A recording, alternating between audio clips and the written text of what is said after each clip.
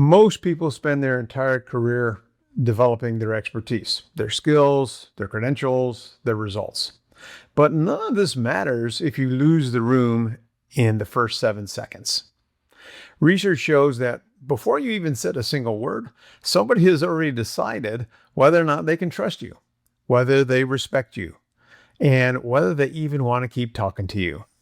It's not an opinion, that's science. So the question isn't whether or not people are going to judge you. They are. The question is, are you giving them the right signals? Hi, my name is Petrovick. I'm the founder of Team Wow Media, and I've been a master networker for over 30 years. My focus has been on helping business owners develop trust so they can be the obvious choice in their marketplace. And I've done that for 3 decades, believe it or not. And what I'm going to share with you today is the first impression formula. It's the exact system that the top 1% of communicators use. And I promise you, this is not about faking it. This is about owning who you already are. And this is about making sure that the room sees that. Today, you're going to learn why first impressions happen so fast, and sometimes they feel almost unfair. And you're going to learn about the 3 signals people use to size you up before you even speak a word. And the first impression checklist that you can start using today to go to that next level of influence. So let's dive in. Psychologists call this thin slicing. It's the brain's ability to process massive amounts of information in fractions of a second. The moment you walk into a room, somebody's brain is already evaluating your posture, your energy, your movement. It's on autopilot, and they're not even consciously aware that they're actually doing this. Harvard researcher Amy Cuddy identifies 2 specific questions that the brain asks every time you meet somebody new. 1, can I trust this person? That's warmth. 2, can I respect this person? That's power. The most magnetic and charismatic people in the world balance both of these perfectly. Too much warmth without power, and people might like you, but they're not going to take you seriously. Too much power without warmth, and people might respect you, but you're going to make them uncomfortable and maybe even intimidate them unintentionally. Think about the way Dwayne "The Rock" Johnson carries himself. Massive power. He is a perfect example of extraordinary warmth and power. Everybody loves this guy. And that's really the sweet spot that I want for you. And that's what we're going to be building for you today so that you can take some of these concepts and tips and implementing pretty quickly. The exact moment you walk into a room, 3 things happen simultaneously in somebody's brain.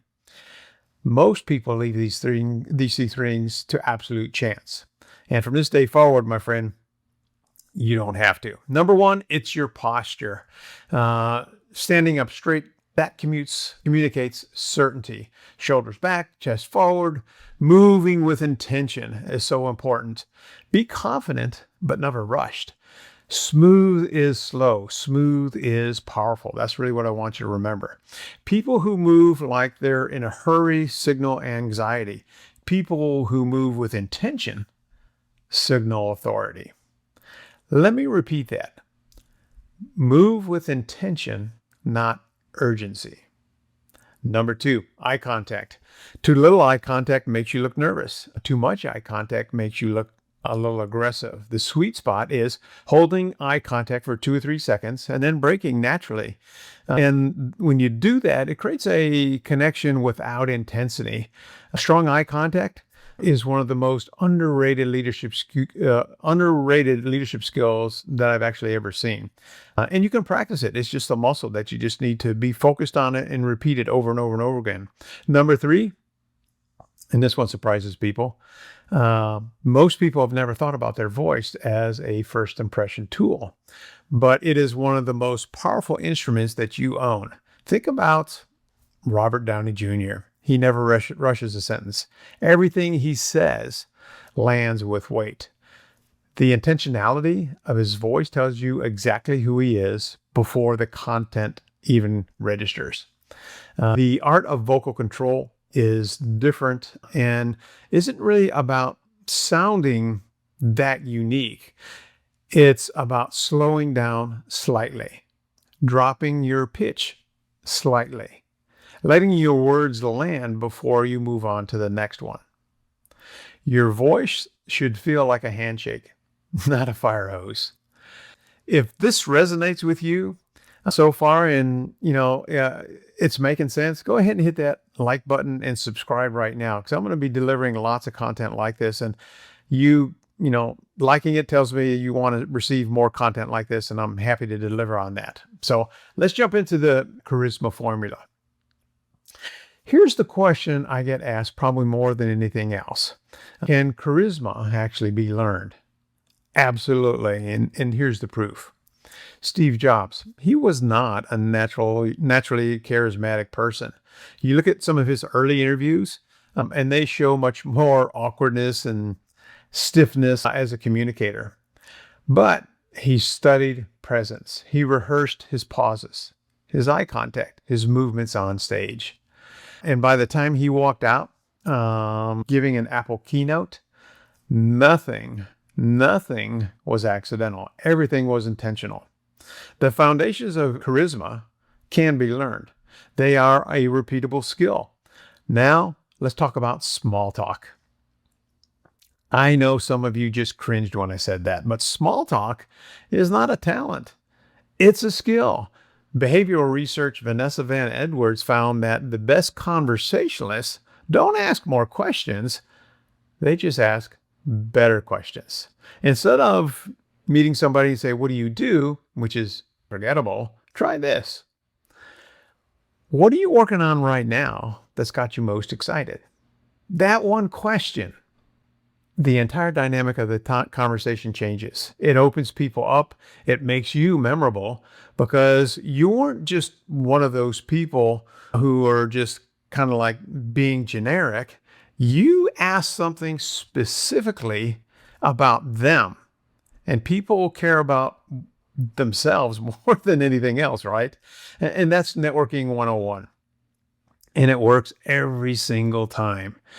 Before the next high-stakes interaction that you have, maybe a client meeting, a pitch, or even at a networking event, run through what I'm going to refer to as the first impression checklist. If you're writing notes, write this down. It just takes 60 seconds.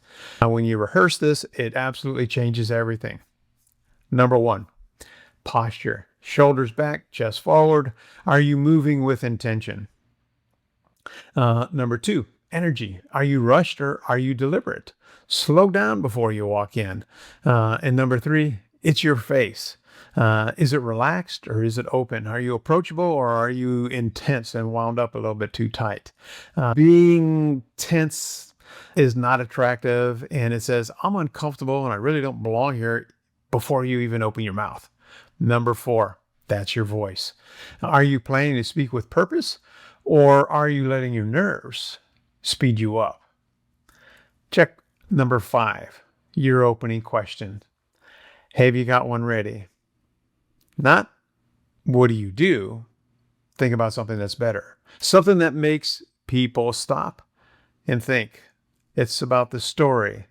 Run through this checklist every single time, and you'll be shocked on what happens. I promise you, you will feel different the way you enter that room and how people will treat you. Let's look at Margot Robbie, for example.